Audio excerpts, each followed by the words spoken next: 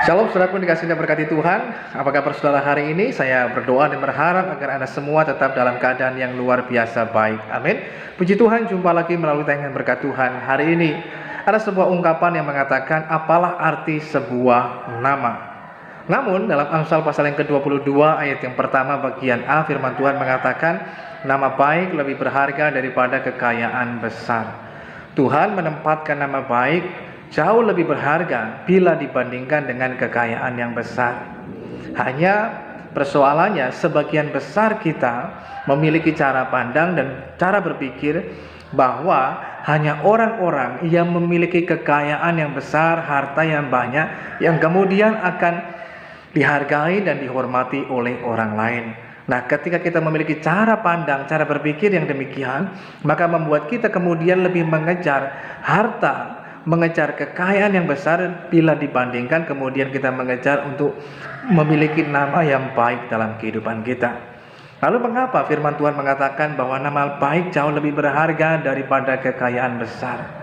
Yang pertama, saudaraku yang dikasihi Tuhan, bahwa Anda adalah representasi Tuhan di tengah dunia ini. Kita adalah garam, kita adalah terang dunia, tapi juga kita adalah anak-anak Allah. Kita menjadi perwakilan Tuhan di dunia ini. Sehingga lewat kehidupan kita, ketika kita melakukan hal yang benar dan berkenan kepada Tuhan dan menjadi berkat bagi banyak orang, tentu saja Tuhan akan dipermuliakan lewat kehidupan kita. Sebaliknya, bila melalui kita yang mewakilinya, kemudian kita melakukan hal-hal yang tidak berkenan di hadapan Tuhan, maka yang terjadi bukan Tuhan dipermuliakan, sebaliknya Tuhan dipermalukan.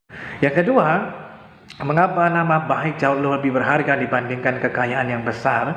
Yang kedua, saudara yang dikasihi Tuhan, karena salah satu warisan yang penting yang perlu kita wariskan bukanlah harta atau kekayaan, namun justru nama baik, keteladanan hidup, keteladanan iman bagi generasi yang selanjutnya. Itu jauh lebih berharga bila dibandingkan dengan kekayaan yang besar bagi mereka.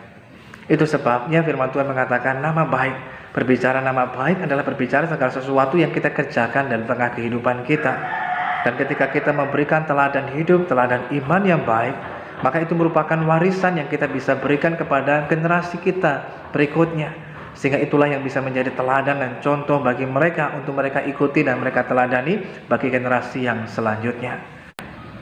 Yang ketiga, saudara dikasihi Tuhan, mengapa kita perlu memiliki dan menjaga nama baik dalam kehidupan kita? Bahkan itu lebih berharga daripada kekayaan yang besar. Karena nama baik itu sangat berkaitan erat dengan yang namanya integritas dalam hidup kita. Integritas itu artinya sama antara yang di luar yang di dalam kehidupan kita. Bagi mereka lebih baik mengorbankan harta benda, mengorbankan mungkin uang dan lain sebagainya, bila dibandingkan harus mengorbankan kepercayaan, kejujuran, kesetiaan, loyalitas, ataupun kesetiaan mereka kepada Tuhan. Lebih baik aku mungkin susah dan menderita daripada aku harus kompromi dengan hal yang tidak benar dan tidak berkenan kepada Tuhan. Lebih baik aku menderita karena kebenaran daripada aku harus senang tapi di dalam dosa dan kesalahan.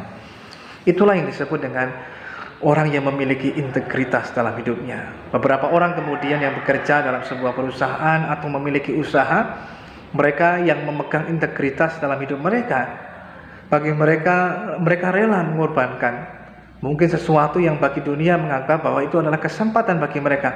Namun kalau hal itu tidak sesuai dengan kehendak Tuhan, dengan cara-cara yang tidak berkenan kepada Tuhan, harus dengan menghalalkan segala macam cara dengan jalan pintas untuk bisa mendapatkan proyek, mendapatkan tender, atau mendapatkan hal yang lainnya ataupun keuntungan yang besar, maka mereka tidak akan melakukannya. Kalau harus dengan cara curang, dengan cara licik, dengan cara yang tidak benar, mereka tidak mau melakukannya. Karena yang terpenting bagi mereka bukan tentang keuntungan, bukan tentang berapa besarnya kekayaan yang bisa mereka peroleh, tetapi jauh lebih penting adalah menjaga integritas itu sehingga mereka mempertahankan nama baik, sehingga melalui nama baik mereka itulah nama Tuhan juga dipermuliakan melalui hidup mereka dan pekerjaan mereka. Mari belajar menjaga nama baik dalam kehidupan kita, karena Anda dan saya adalah representasi Tuhan di tengah dunia ini.